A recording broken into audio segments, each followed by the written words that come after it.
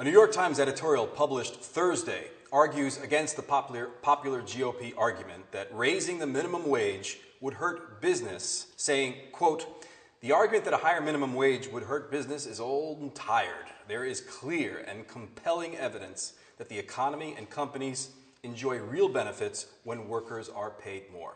Joining the panel to discuss minimum wage and the jobs crisis is Sherry Hunkala, the co-founder and national coordinator of Poor People's Economic Human Rights Campaign and the vice president of the Green Party Shadow Cabinet. A long-standing platform of the Green Party is a guaranteed income. Sherry, is raising the minimum wage the solution to our current jobs crisis? I think trying to raise the minimum wage is a great tactic. And I'm very supportive of the 1515 campaign that's out there.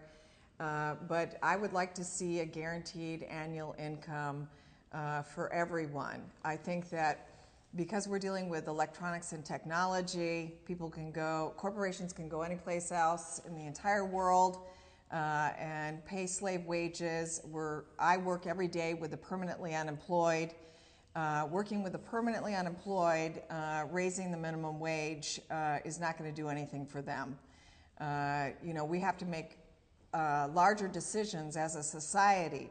If somebody can't sell their labor, are we going to feed them? Are we going to house them? Are we going to provide health care for them? And that's basically what this, next road or this next generation is going to have to answer. And it won't matter if the minimum wage is raised if the jobs go away anyway. Some statistics to consider. Current labor participation rate is at 62.8%. That's down from 66% from 2007, and it's equivalent to an era before the widespread entry of women into the workforce. And there's this thread that's going around that's saying that those numbers are due to the fact that baby boomers are retiring. But the largest decline in labor participation rates can be observed for workers aged 16 to 24. In 2013, 55% were participating in the labor force compared to 62% in 2003, a decline of 7 percentage points. What's the future for jobs here in the United States? Well, the neighborhood that I work in used to be Kensington. The number one source of income 5 years ago was welfare. Now the number one source of income is drugs. During the Great Depression, Mother Jones walked from Kensington to New York City to talk about children that had lost their limbs working in the factories. And if she was alive today, there are no factories. So again, there's the few jobs at McDonald's and Wendy's and that kind of stuff. We see our seniors and our teenagers fighting to have those kinds of jobs.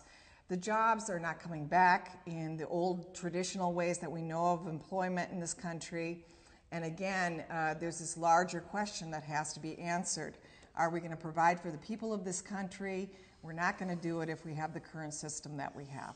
Well, I like the idea of forcing Walmart to pay a marginally livable wage to their employees. I like that idea. I think, that subsidizing Walmart workers because they have to be on food stamps in order to make ends meet is an unjust system of allowing corporate interests to sort of, I'm picturing vampires like suck the neck of our tax base. I don't think that's very fair. And so I'm talking about raising the minimum wage I feel like it's like it's like maybe we're doing something good, but it's like doing a little tiny island of potential good in a mass ocean of sending jobs overseas and undermining our economy in general. But as a tactic, right, Kshama Sawant is one of the prime movers behind this, and she's a socialist elected to city council. Perhaps the idea of socialism as a third rail in our political system is not quite a third rail anymore.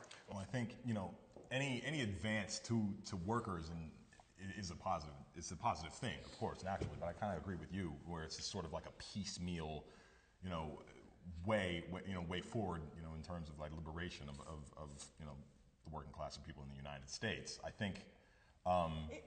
It gives Obama a really great platform to say, let's give everybody minimum wage. While he's signing the Trans-Pacific Partnership that's going to send our jobs overseas. While it gets sabotaged by Congress too. Like I think also, even I'm of the belief that poverty is a man-made social construct. Forcing government to pay, or having the government force corporations to pay them a livable wage, it sounds great in theory. Are they going to do it? Hell no. But you know, even if that was the case, like what it is, it's like the systems. What are we working for? You know, in the first place. You know, the old traditional labor is, all right, so we're working for this corporation.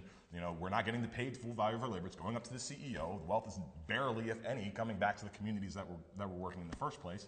I mean, I do like the idea that it is a little bit of socialism trickling into our system so that people can see, you know, that maybe it's not this evil, you know, like having a shared social contract where we actually care about each other is not so, you know, against what the United States is for, like liberation. Come on, it goes against everything the American dream and the American myth stands this for. idea- Giving people money for not doing anything? This idea of freedom For is just living? for, you know, Well, for... it's not so outrageous. I mean, they were considering a bill that guaranteed universal income, and I think some European country, I forget what it's, Sweden, I think, right? Which is not controversial. I mean, that's one of the most successful economies in the world. If they're doing it there, it could work here as well. I don't think they passed it, though. They didn't pass Yeah, it. but they contemplated it, They right? did. Which is just a step. So let's contemplate it here. How would that affect the communities that we live in? How would it affect Kensington? Well, in Kensington, these are folks that are part of the permanently unemployed. I mean, it wouldn't do anything.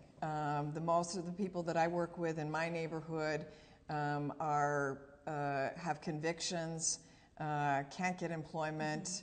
Everybody 2 days ago in Philly went to Atlantic City to apply for the 50 jobs. 15,000 people showed up.